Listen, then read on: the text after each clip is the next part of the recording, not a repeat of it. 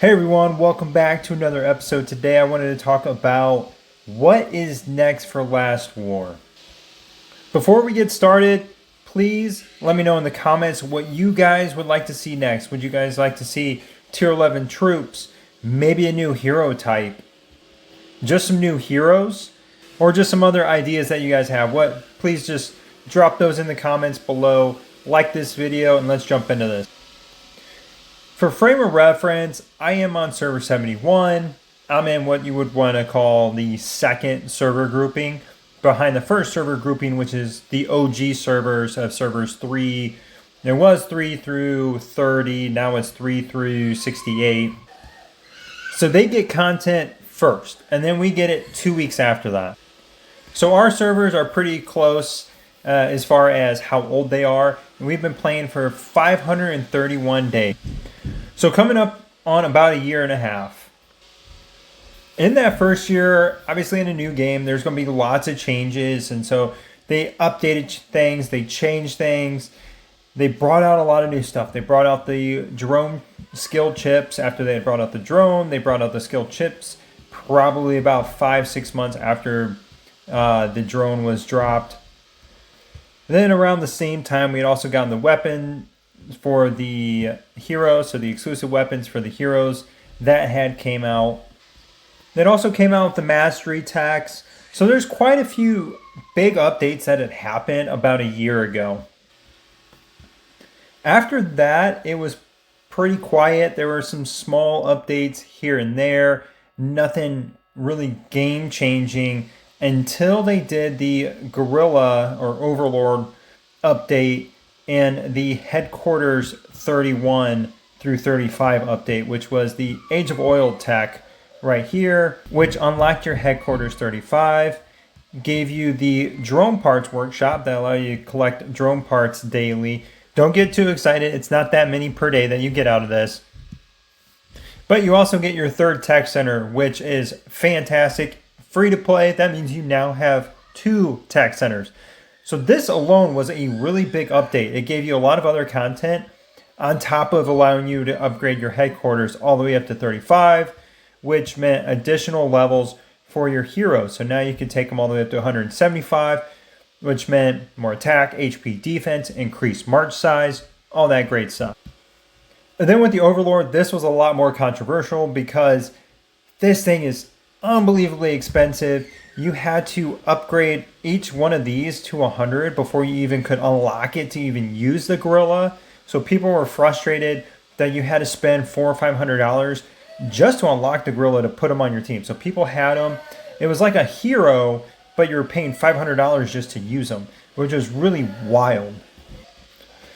The one positive thing that came out of all this was everybody had access to level these up, so you automatically could get hero attack, hero defense, hero HP, and it was a lot. This made a huge impact for people. When you were able to level these up, the power you got to your teams was tremendous. But then when people started looking at what it took to promote him, the skills, how much all this stuff costs to upgrade, it was getting into the thousands if you were trying to be competitive with it.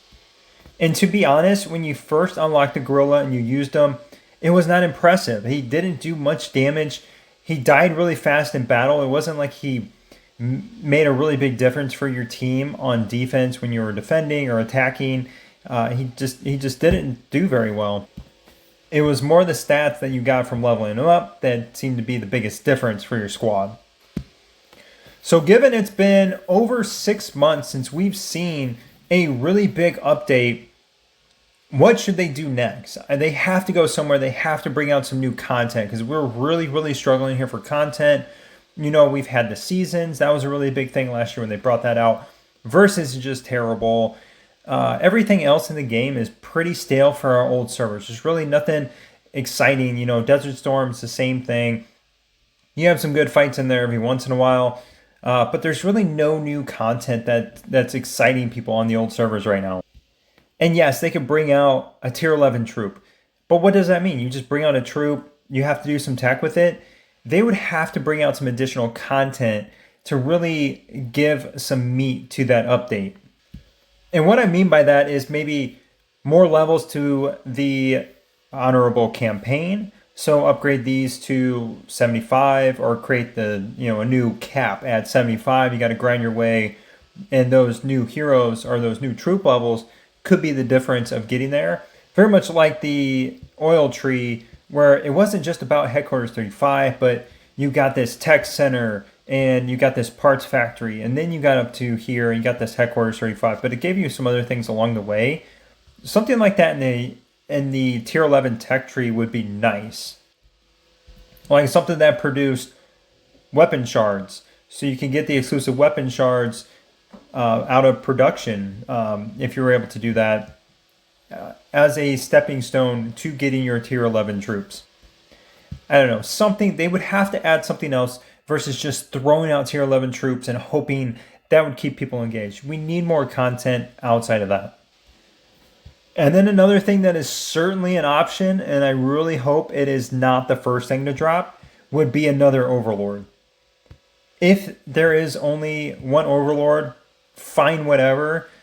But I feel like the game would be a lot more balanced if there was three, or even just two, just to make, say, your 3v3 arenas a little more interesting. Because right now, you throw a gorilla on there, and it does seem to create a little bit of imbalance depending on how you set them up on offense or defense. So having more options to counter would really help on defense. But if they did drop another Overlord, I think the big issue would be there's just no content with it. Aside from another unit that makes your team really strong and being able to put them on different squads, doing something similar to what I was saying with the tier 11 troops, where it's some kind of tech tree and where it's some kind of new honorable campaign levels, maybe some more grinding out here, but even this stuff is pretty limited. I think the new honorable campaign levels would be better, or even just some new campaign mode in general. Like take the honorable campaign and then do an elite honorable campaign mode. Something like that. It just makes it that much more difficult, but then make the rewards even better. Upgrade this shop, because this shop is just useless at the moment. You get some good items out of here every week, but it's nothing amazing, and they can certainly spice things up if they did that. If they had an elite campaign and then you had an elite campaign store with unique medals to go with it. And then probably one of my favorite ideas would be a new hero type. Not just a new hero. I think if you brought out new heroes, you'd have to bring out several new heroes to be able to swap out, say, a couple missile heroes, a couple aircraft heroes, and a couple missile heroes, because you have to try to keep those balanced. And it would be fun to throw in some different combination of those heroes to see what's going to be the best. And then when you're countering people, what squad works better against who, versus everybody being the same like it is right now. But a new hero type in general, like the naval type that I know has been thrown out there, that would be really cool. It would definitely change the whole counter tactic. So right now, as you see, you have air, missile, tank, and you can see how they counter each other. If you throw another one in there, then you have a square. And you don't have counters for two of them. And it's hard to really visualize that, but essentially you would have two hero types that wouldn't have counters for each other, and it would be really weird, kind of clunky.